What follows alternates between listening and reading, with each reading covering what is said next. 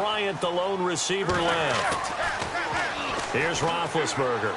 This is caught by Antonio Brown. Brown finishing 2016 with over 1,200 yards, 106 receptions. Now for him, people were expecting maybe some bigger numbers, Charles. What did you make of Antonio Brown's season? Well, what I made of it is that he started to get more help along the way. Jesse James developed a tight end.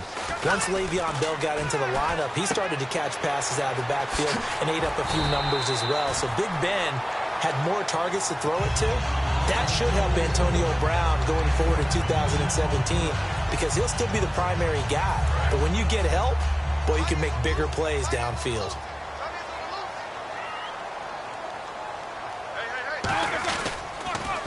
Now the first carry for Le'Veon Bell. They can't bring him down. The weight room does work. In 12 regular season games this last year for Bell, averaging over 150 yards from scrimmage. First two games in the playoffs were great, but, getting injured in the final game probably leaves a bad taste in his mouth. Leaves a bad taste. Gives him fuel for the next season, though, because, remember, for the last few years, he hasn't been able to play a full season for various reasons. Now, going into next year, imagine those numbers over a 16-game season and heading into the playoffs. Le'Veon Bell can set new records. Second down now after the pass completion.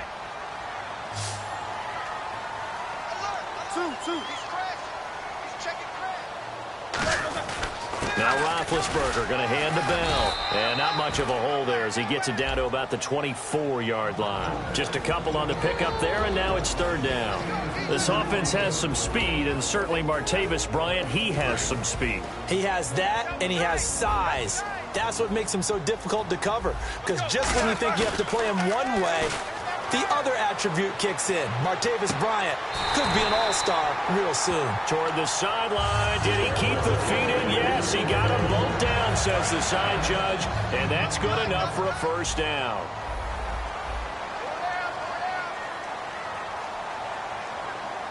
First and goal from the 8. Now Bell. And he is met at the line of scrimmage, and he goes down right there. It's a gain of a yard, and it'll set up second and goal. Here's a look at the young Atlanta Falcons, although next year, obviously, everyone will be a year older. So rookies like Deion Jones, Keanu Neal, Devondre Campbell, an extra year. Well, their only year, but a year under their belt now to get better. They're just young and growing, aren't they? I mean, I expect their play to continue to accelerate and elevate. And think about the building blocks they had in front of them. Second-year guys in 2016 who had big years. Grady Jarrett, a monster in the Super Bowl, tied a sack record in that game against New England. And Vic Beasley led the NFL in sacks for the regular season with 15.5 and also had 6 forced fumbles. Can this defense get the stop on the opening drive? Here's third and goal. And now a timeout defensively by the Falcons. They'll have 2 remaining as we step aside here in this first quarter. Can this defense get the stop on the opening drive? Here's third and goal.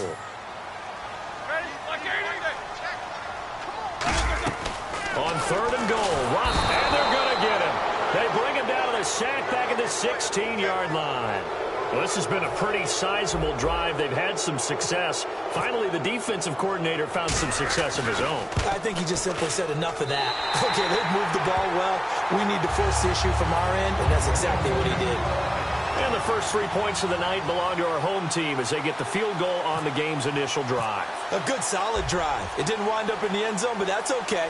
You've got something positive on the board, and you got the early lead. That's fielded in the end zone. And he will be brought down here at about the 17-yard line.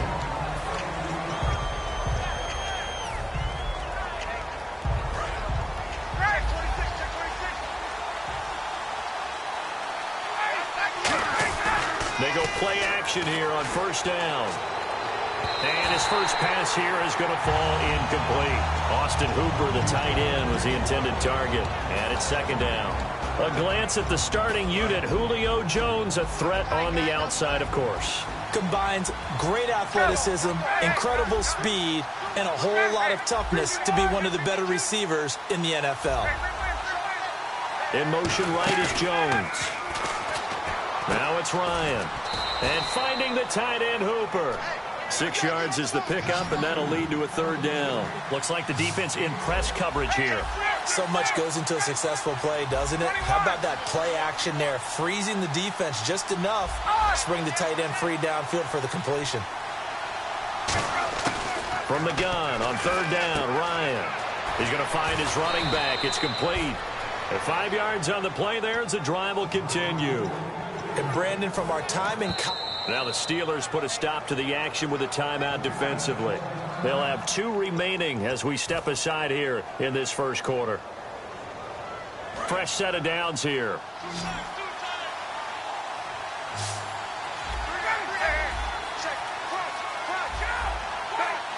Jones will come now in motion right.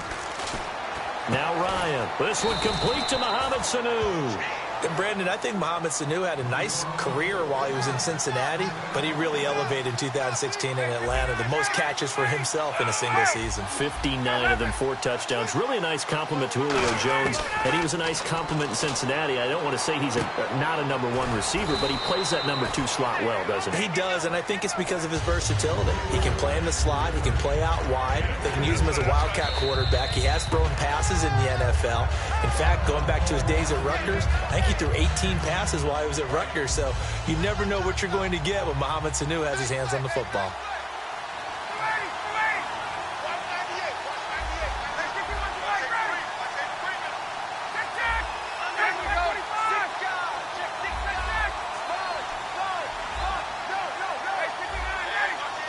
In motion right is Jones. Now it's Ryan. Out to his left. They'll tussle for it, and this is going to be caught. Alongside Charles Davis, Brandon Gaudin, it's the Falcons.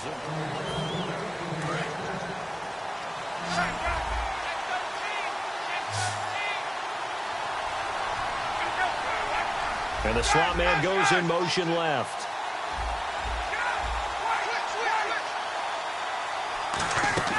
They'll throw on 1st down with Ryan. Looking for the end zone. And he's got his star receiver. It's Jones for the Falcon touchdown. Julio Jones, 28 yards. And the Falcons have taken the lead.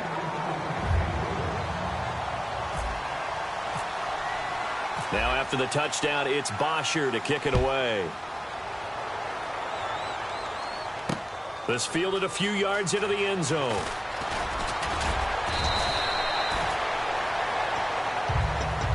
And Pittsburgh getting set to take the field.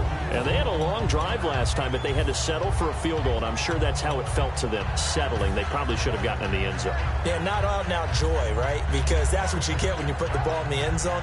But there are benefits to that type of a long drive. Your defense gets a chance to take a break, adjust a little bit, maybe get themselves ready to get back out on the field and play a little bit better. So they'll take the benefit even though they wanted the 6 points. And maybe wore down the other defense. We'll see.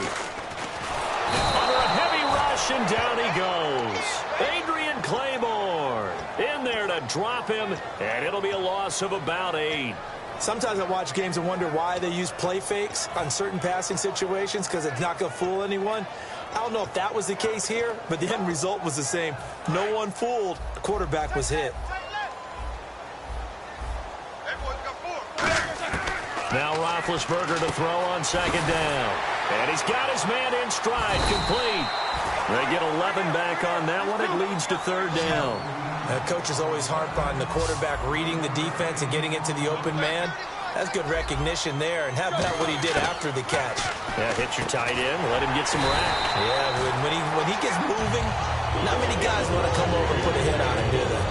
An ex-teammate used to tell me all the time, I hate experienced quarterbacks because no matter what, you really can't hide what you're doing. And I think that right there, he knew right away where the blitz was coming from, where his primary guy was going to be, and he ended up going to a secondary target for a nice game. I was just going to ask you, that wasn't the primary target.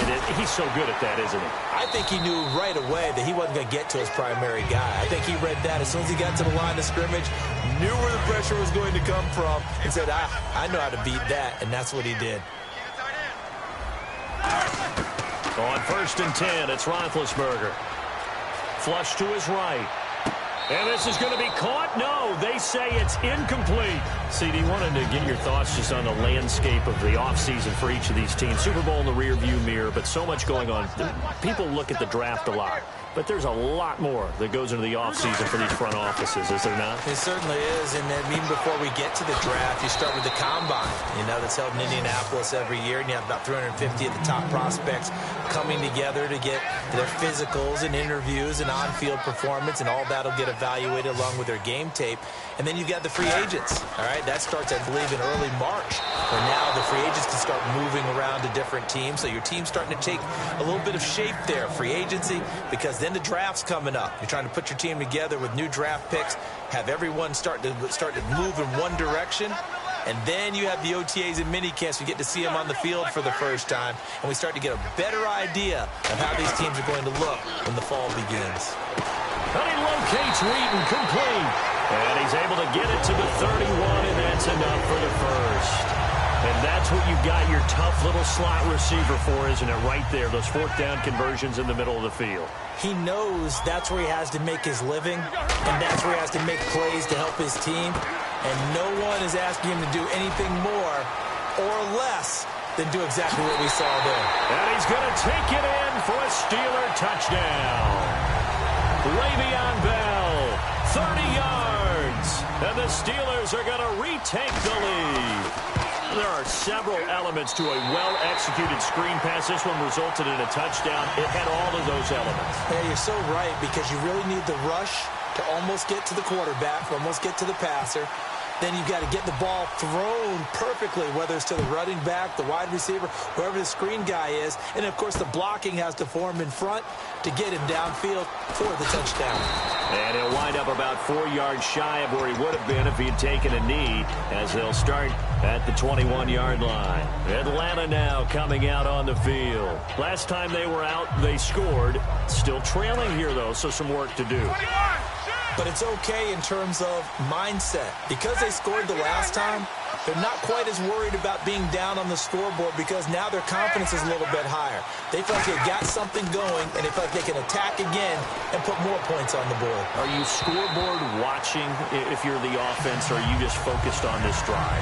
To some extent, but you've got to set it aside right now and just focus on this series. That'll take care of the scoreboard if they punch it into the end zone. And on the outside, they're playing press coverage.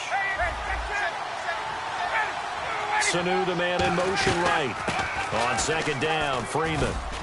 And he'll be brought down here at the 28. And when you watch Devontae Freeman run the football, you can almost close your eyes and hear him running the football, can't you? Because people just scatter. I mean, when he goes through a pile, it moves in a positive direction for him. I just love how hard he plays the game. 1,000-yard season. He had 11 touchdowns last year. In March, 25 years old. So he's kind of hitting that sweet spot for a running back, isn't he? He really is, and I still remember the evaluation of him coming out of college. He does everything well, but you weren't sure he had a dominant trait. Well, wrong about that. He's dominant in just about everything he does, and I think that he's going to continue to elevate his game and seek a third Pro Bowl in 2017. Sanu, the man in motion right. Ryan, and it's complete to Jacob Tamme. And he's brought down. 1:59 to go in the first half. Back to Heinz Field after this.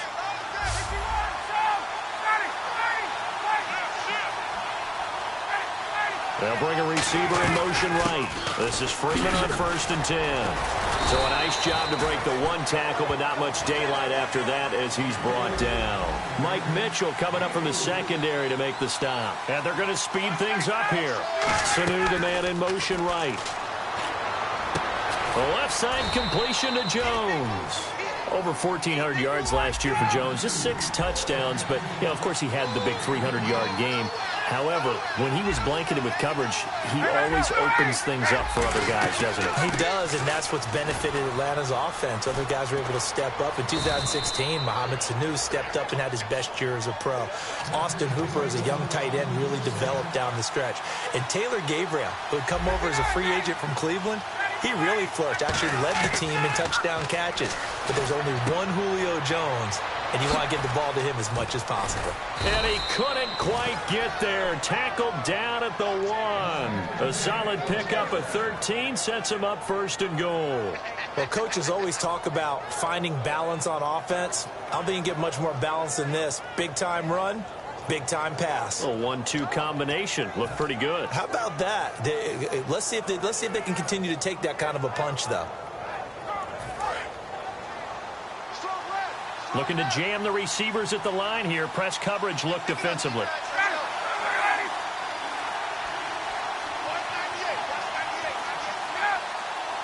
Ryan keeps it, and he will take it in for a Falcon touchdown. Matt Ryan with his 2nd touchdown here in this first half. And the Falcons have once again taken the lead. And oh, he missed it. It's no good. And that will keep this a 3-point game.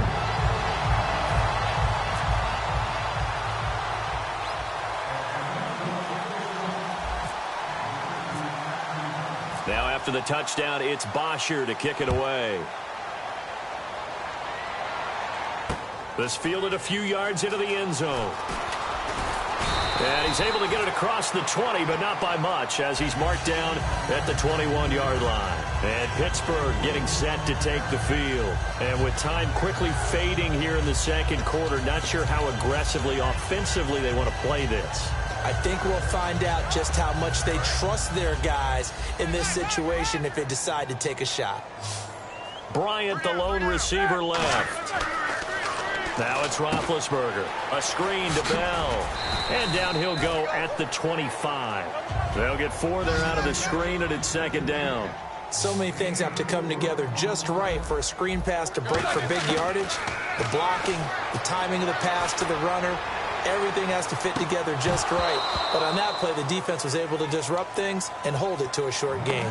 On every offensive coordinator, every play caller sheet, they have about 5 or 6 plays per game that they call shot plays or big plays, and you don't get many opportunities to dial them up, and they just did, and they drop it with a great chance to make a big play.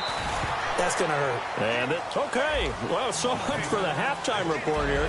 Guy can't even finish his Snickers. We're going to get right to the 3rd quarter. Let me spit this out.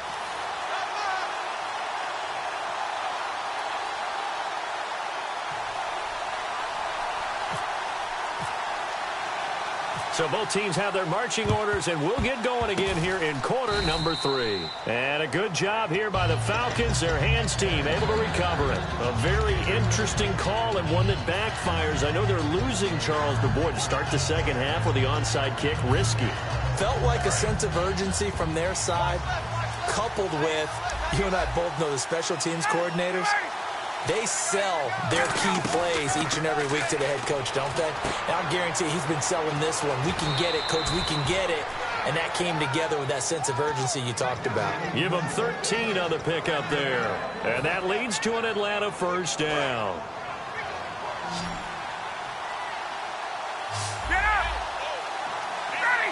Sanu, the man in motion right. Now Ryan. Complete to Jones. And down inside the 15 he goes. Give him 16 on the pickup, and it'll be 1st down Atlanta. Looking to speed things up here, going with some tempo. Gabriel, the man in motion. Now a play fake here, and he'll take it into the end zone. Touchdown Atlanta. Mohamed Sanu from 13 yards out, and the Falcons will extend their lead. As a former DB, you might not like to see that, but from a wide receiver's perspective, those are the plays they dream of. Correct on both counts, all right? Because once he took off, I mean, let's face it, that should have been done in Big Sky Country. Aren't any speed limits out there? And off he went. Glad I wasn't the one trying to chase him. And around the goal line, especially on 2-point tries, sometimes the QB's best friend is that big target, the tight end. I love how you described it because you know he's going to have some length and some catch radius as well as a big body to keep people away from the football. On the return, here's Justin Gilbert. Oh, nice move.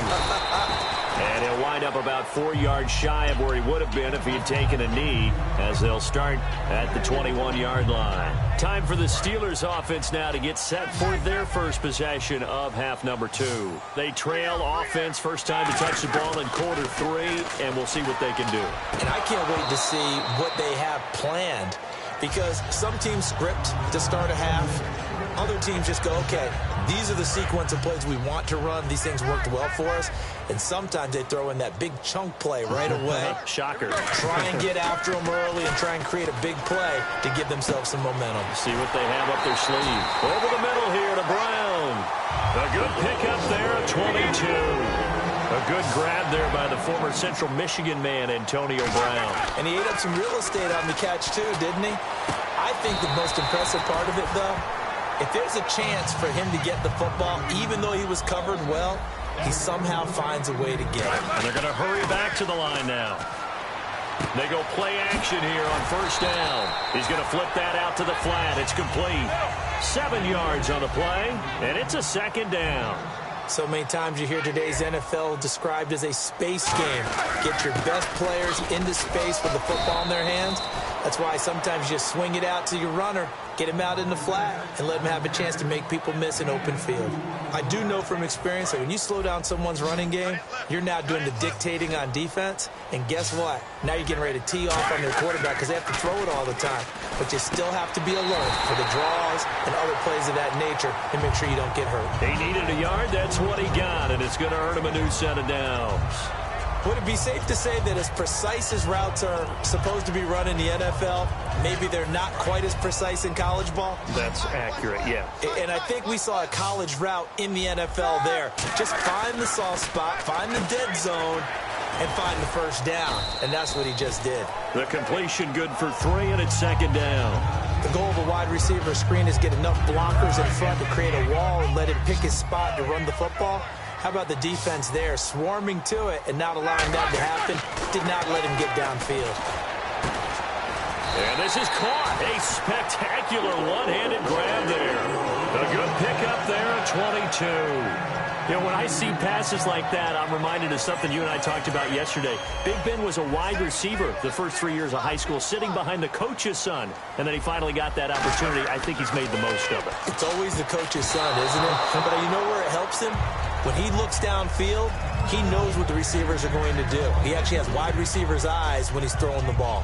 I know in every game we do, we talk about momentum. That was a momentum play lost. And now there could be a letdown because they didn't get the interception. Yeah, you could almost hear the collective gasp on the sideline as he could not come up with that football. On second down, it's Bell. And they'll lose a yard that time, and that's going to lead to a third down. Well, it hasn't been a whole lot of fun for Le'Veon Bell in this ball game, trying to find room to run the ball. I'm sure they're going to have to change some things up because he's so versatile. They've got to get the ball in his hands somehow and create some space because they're losing this game. Well, defensively, you got to key in on Bell, make him the focal point to stop, and they've been able to do that. And he has gotten better every year he's been in the league, always adding something to his game, one of the premier runners in the NFL. Eli Rogers, the intended receiver, and it's 4th and 4. Putting pressure on the guy throwing the football is always good, but when you can couple that with contact on him that leads to an incompletion, as we just saw there, that's winning football. Now Chris Boswell for the Steelers field goal try. This will be just a 21-yard attempt. And Boswell's kick is good. And that'll make this an 8-point game. And Charles, they get the field goal. Took him a dozen plays, though. Work with me on this one. You know what I'm about to say, right? Bend but don't break. That's what came into play here for the defense. 12 plays were run at them. They only gave up 3 points. In a lot of ways, that's a win for the defense. Atlanta now coming out on the field. And they will simply, Charles, be looking to duplicate what they did last drive when they were able to push it in for 6. And they hope it'll be that easy, right? To be able to take exactly what happened before, replicate it. They may have to make a few additional changes along the way because I'm sure the defense will make some adjustments, but they've got to have great confidence having scored the last time out. Jones will come now in motion right. They'll try to get the ground game going with Freeman. And he's going to be met at the line of scrimmage and taken down. Call it no gain on the play, and it'll be second down. And now it looks like they're going to be in the hurry-up. They'll send a receiver here in motion right. Here's Ryan. Sanu with a grab over the middle. And he is into the end zone for a Falcon touchdown. Mohamed Sanu, 79 yards. And the Falcons will add on to their lead. He missed one earlier, remember, but this time he gets it to go. Now after the touchdown, it's Bosher to kick it away. This is fielded a couple yards deep.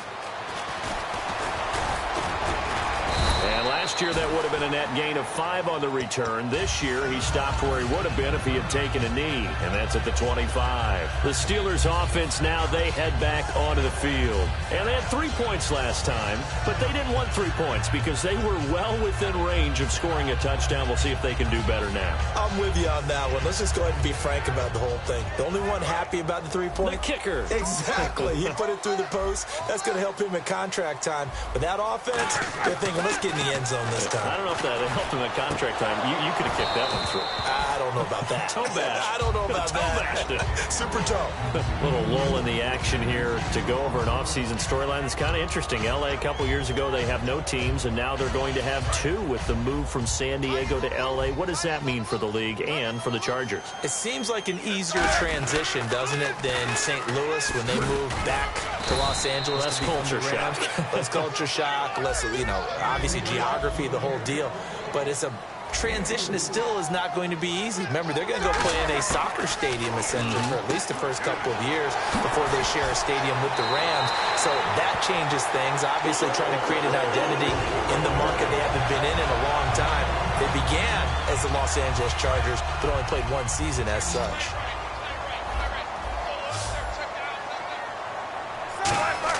On 1st and 10, it's Roethlisberger. And this is caught by Martavis Bryant.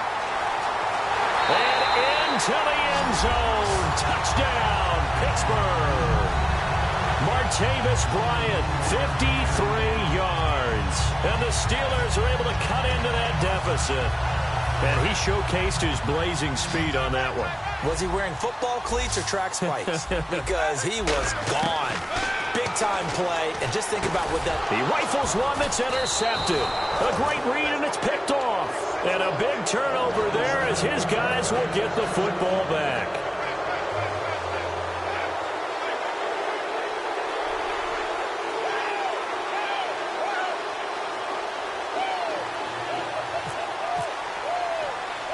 Boswell now to kick it away after the touchdown.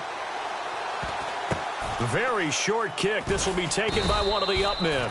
And solid field position here to start as they get it out to the 40-yard line. And the Falcons now making their way back out onto the field. And that recipe on their last drive that resulted in a touchdown looked pretty good, so they'll be hoping to do that once more. And it takes me back to when we sat with the offensive coordinator and the head coach. They felt pretty good about their game plan and thought there were some holes in the defense, and they exploited them the last time out. Let's see if they can come back and put together a similar drive. And we'll see if they can do just that. Ryan and Tammy with it over the middle. Now the Steelers put a stop to the action with a timeout defensively. And as the two teams talk it over on their respective sidelines, we take a break.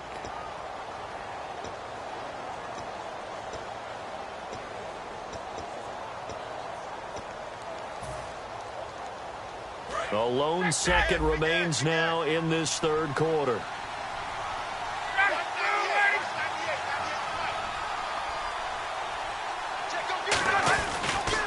Now Ryan going to give it to Freeman. And he will maybe get back to the line of scrimmage, but that's it. And that's also all for this third.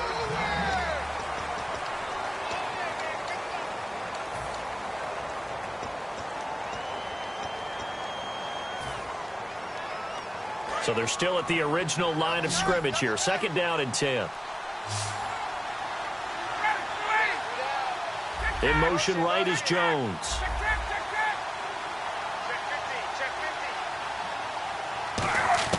Now Ryan on 2nd down. Caught on the right side by Jones. Julio Jones all alone. Touchdown, Falcons. Julio Jones. His second touchdown of the night. And the Falcons will extend their lead. In order to lead in a game, you're going to get plenty of contributors, but that's his second touchdown catch of this game. He's one of the key guys in this one. And you better believe he'll be looking for the hat trick here as this one continues to go. He hits the big target for the two-point try. Defenses hate those guys, especially around the goal line. It's hard to decide who you're going to put on him. Are you going to put a smaller corner on him? Are you going to put a safety who doesn't have maybe the same coverage skills? How about a linebacker? He may have the size, but he's not used to really covering in space. That's why the tight end gives you such a great advantage when you're throwing the football. Pittsburgh's offense now heading back out onto the field, and they're going to need another score. Got one last time, but still down here. When you're playing catch-up, every possession becomes crucial, doesn't it? It's vital. Get back out on the field, punch it in the end zone again. They know it's not easy, but what they do have going... And the Falcons get there. The Falcons get the sack. Down he goes. They brought him in off the corner, and he gets in to drop him for a loss of 4. And a long way to go for the offense here on second down. Now Roethlisberger to throw on second down. He's got time. He's going to float this one deep right side. He's got it at the 15. And into the end zone. Touchdown, Pittsburgh. Antonio Brown, 78 yards. And the Steelers are able to close the gap just a bit. 2 scores down, 2 timeouts at their disposal. This is a critical onside kick.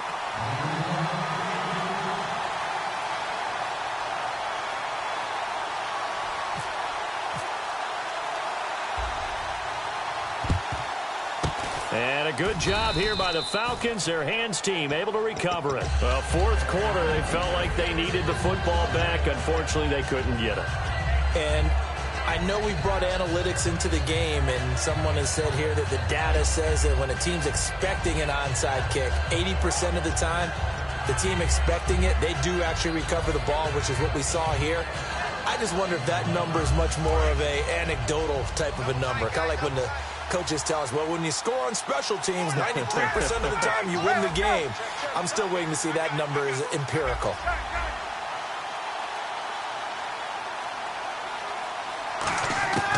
On first down, Ryan.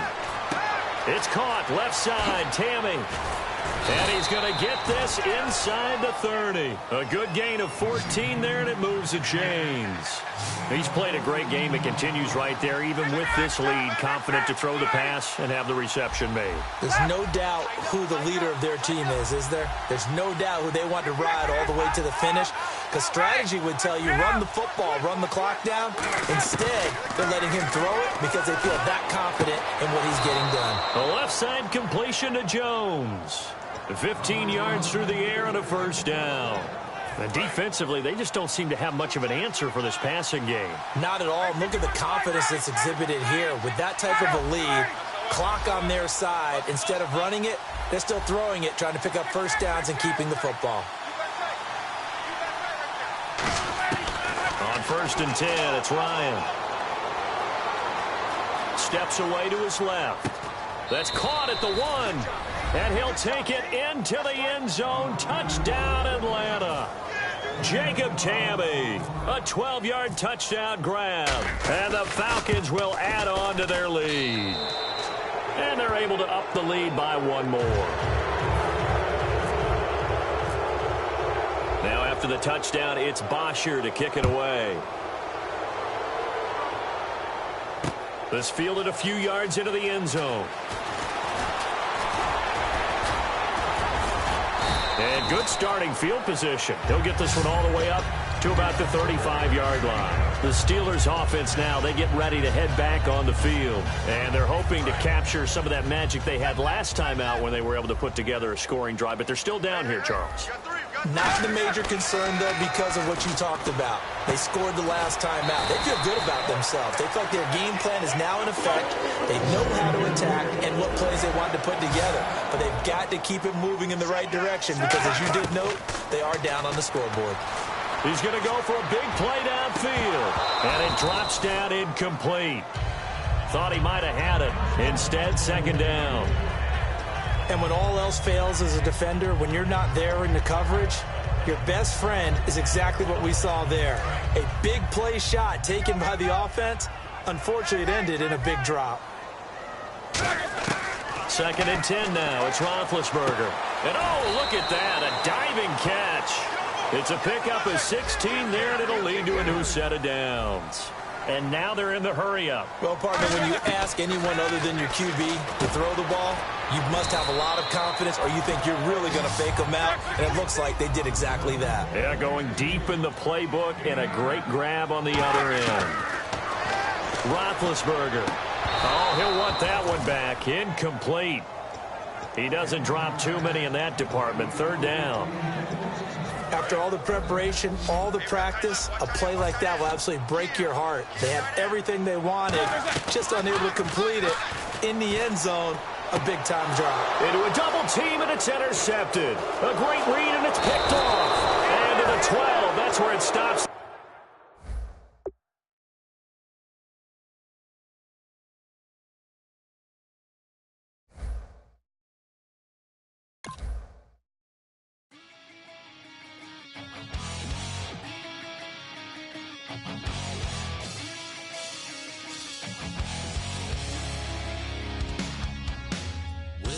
Says it's gonna rain.